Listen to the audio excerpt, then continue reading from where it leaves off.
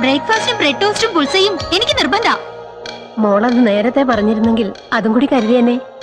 എനിക്കും രാവിലെ ഇഡ്ഡലി ഇഷ്ടമല്ല.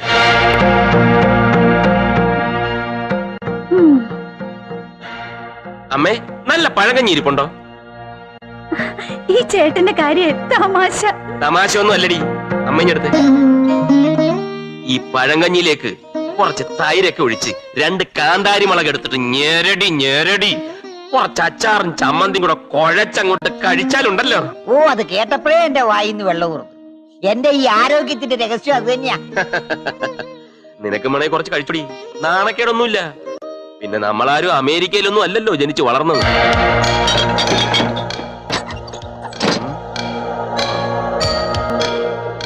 അല്ല, പ്രേമേന്ദ്രൻ ഇഡ്ഡലിയാണോ അതോ പഴങ്കഞ്ഞിയാണോ?